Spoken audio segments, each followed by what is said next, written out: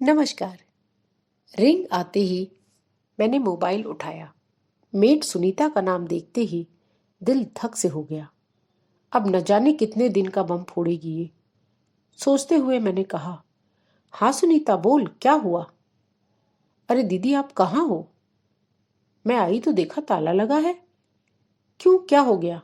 आ रही हूँ, यही हूँ। मैंने अपनी स्पीड बढ़ा दी थी।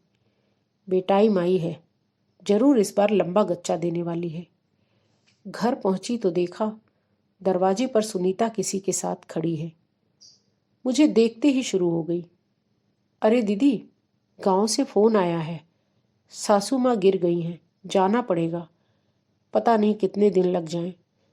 तो मैंने सोचा कुछ दिनों के लिए इसे अपनी जगह। आपको कोई शिकायत नहीं होगी। 13 नंबर में भी यही करती है। जाते समय आपका भी कर जाएगी। 13 नंबर? पर 13 नंबर वाले तो बहुत सुबह जाते हैं और रात को लेट आते हैं। तो ये कब आती है? अरे नहीं, ये दिन में आती है। आप जब बोलोगी ये आ जाएगी, कोई दिक्कत नहीं होगी। क्या नाम है? मैंने उस पर नजर डालते हुए पूछा। चहक, सुनीता ने ही तपाक से उत्तर दिया। नाम तो चहक है, लेकिन इतनी देर में इसने एक शब्द भी नहीं बोला। मन में सोचते हुए मैं मुस्कुरा दी और कहा, ठीक है, कल सुबह 10 बजे आ जाना। कोई परेशानी तो नहीं है? उसने ना में सिर हिला दिया। दूसरे दिन 9:30 बजे से ही दिमाग चहक पर अटक गया। नहीं आई तो? कोई नंबर भी नहीं दिया है। थोड़ी देर देखूंगी। नहीं आई तो सुनीता को ही कॉल करूंगी। गांव गई है, पता नहीं फोन लगेगा भी या नहीं। पिछली बार गई थी तो तू भी किसी को लाई तो थी। उसका मैंने नंबर भी सेव किया था, पर उसका नाम इसी उधेड़ बुन में थी कि ठीक 10 बजे डोर बेल बजी। चहक को देखकर जान में जान आई। मैं उसे कुछ समझाने की सोच ही रही थी कि किसी प्रोफेशनल की तरह उसने सीधे किचन की तरफ अपने कदम बढ़ाए। फटाफट बर्तन में लग गई। मैं उसके आसपास ही थी। मुझे लगा कुछ तो पूछेगी, पर बर्तन करते ही बिना कुछ कहे उसने मेरी तरफ देखा और मैंने भी अनायास ही उसे झाड़ू की तरफ इशारा कर दिया। मैं सोचने लगी, ऐसे काम कर रही है जैसे इसे सब पता हो। फिर सोचा, सभी फ्लैट के डिज़ाइन सेम ही है।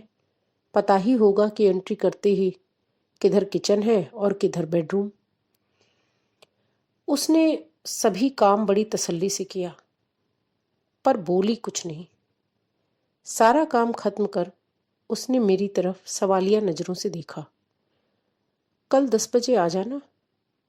उसने हाँ में गर्दन हिलाई और दरवाजे की तरफ बढ़ गई। मैं सोचने लगी, बड़ी अजीब है, इतनी देर में एक शब्द भी नहीं बोली। रात में खाना खाते समय सभी साथ में बैठे थे।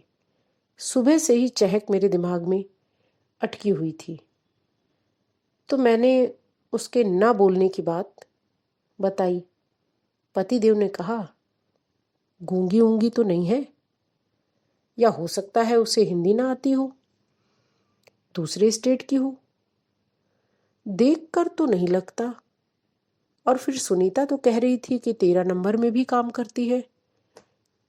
13 नंबर में कोई रहता भी है? बेटी ने पूछा। हाँ, कुछ महीने पहले ही कोई आया तो है, पर लगता है देर रात आते हैं और सुबह जल्दी ही निकल जाते हैं। सोच तो मैं भी रही थी कि पूछूंगी कि उनके यहाँ कब आती है, पर बेटी ने तुरंत अपने जासूसी और खुराफाती दिमाग को चलाते हुए कहा, उसके पैर आपने ध्यान से देखे? उल्टे तो नहीं थे? 13 नंबर का फ्लैट। उसने किसी हॉरर मूवी के राइटर की तरह एक प्लॉट तैयार कर दिया। नेटफ्लिक्स देखना जरा बंद करके पढ़ाई लिखाई पर ध्यान दो, पति देव ने गंभीर होते हुए और डांटते हुए कहा। माहौल बिगड़ता देख मैंने फटाफट खीर की कटोरी पतिदेव की तरफ बढ़ाई और बेटी से कहा, पानी की बोतल ले आ। सोते समय न जाने क्यों फिर चहक दिमाग में आ गई, साथ में बेटी की बातें भी।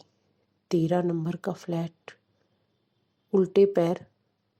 फिर खुद ही अपने ऊपर हंसी भी आ गई और भगवान का नाम लेकर सो गई। सुबह ठीक 10 बजे डोरबेल बजी। चहक सामने थी।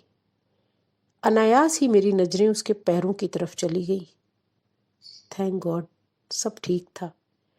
तसल्ली के साथ साथ हंसी भी आ गई। मुझे मुस्कुराते देख वह भी मुस्कुरा दी। आज उसे बुलवाने का मैंने पूरा इंतजाम कर रखा था। चाय पियोगी? हाँ दीदी। और वह शुरू हो गई। आज सीधे घर से ही आ रही हूँ। कल दांत के डॉक्टर के पास चली गई थी, आरसी करवानी थी। कल तो बहुत दर्द था। वो 13 नंबर वाली है ना, उनकी सास आई है, तो आपके यहाँ से काम करके उनके यहाँ जाऊंगी। वो न जाने क्या क्या बोले जा रही थी और मैं इत्मीनान से चाय की चुस्कियां ले रही थी। सारे संशय जो दूर हो गए थे। धन्यवाद।